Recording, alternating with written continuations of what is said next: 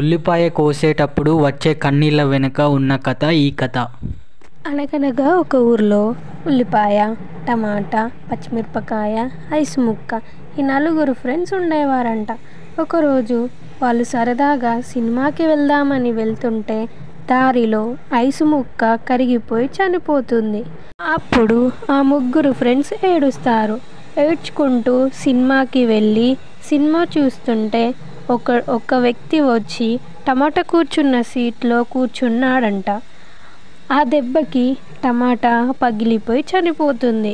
అప్పుడు ఆ ఇద్దరు ఫ్రెండ్స్ ఏడుస్తూ సినిమా అయిపోయి ఇంటికి వెళ్తుంటే దారిలో బజ్జీల బండివాడు, ఆహా మిరపకాయ ఎంత బాగుందో, భలే ఉంది అనుకొని వేడి వేడి నూనెలో పచ్చిమిరపకాయని బజ్జీ కింద వేస్తాడు. అప్పుడు ఆ ఉల్లిపాయ ఏడుస్తుంది. ఏడ్చుకుంటూ ఆ బండరాయి పైన కూర్చుంటుంది.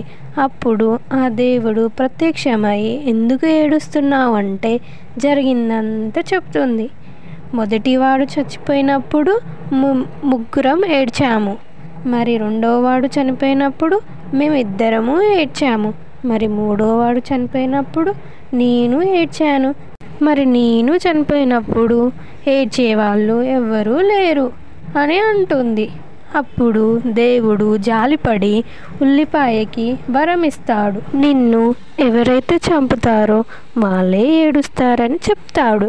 అందుకే మనం ఉల్లిపాయ కోసేటప్పుడు అది చనిపోతుంది కాబట్టి మనం ఏడుస్తాం.